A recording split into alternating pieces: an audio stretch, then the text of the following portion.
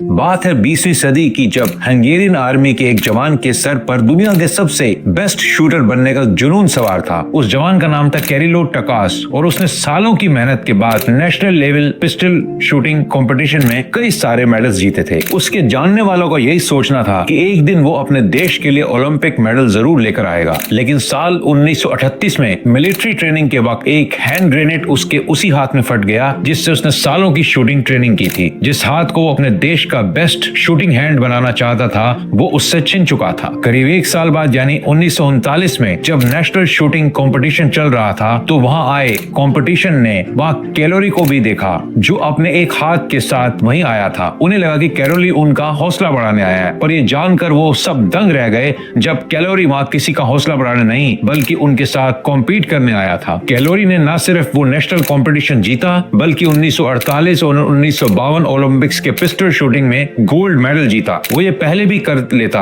अगर 1940 और 1944 के ओलंपिक वर्ल्ड वॉर के चलते कैंसिल न हुए होते। कैलोरी ने 2 लगातार ओलंपिक्स में गोल्ड मेडल जीतने का एक रिकॉर्ड बनाया था जिसने पूरी दुनिया को चौंका कर रख दिया था। जब उससे पूछा गया कि उसने एक हाथ होते हुए वो सब कैसे किया तो उसने कहा कि एक हाथ गंवाने के बाद उसने उस चीज पर रोना जरूरी नहीं समझा जो उससे छीन गया था, बल्कि उसने अपना पूरा फोकस उस चीज पर रखा जो उसके पास था, यानी कि उसका दूसरा हाथ। 1 महीने हॉस्पिटल में रहने के बाद जब वो लौटा तो उसी दिन से उसने अपने दूसरे हाथ से शूटिंग की ट्रेनिंग शुरू कर दी थी और इस बार सिर्फ उस हाथ को देश का बेस्ट हाथ बनाने के लिए नहीं बल्कि दुनिया का बेस्ट शूटिंग हैंड बनने के लिए। दोस्तों, अक्सर हम उस चीज के बारे में सोच कर रोते हैं जो हमारे पास नहीं होती, लेकिन अगर हम उस चीज पर फोकस करें जो हमारे पास है और वो भी बिना कोई बहाना बनाए तो हम दुनिया में हर वो चीज हासिल कर सकते हैं जो हम चाहते हैं। बात छोटी जरूर है पर है बड़े काम की।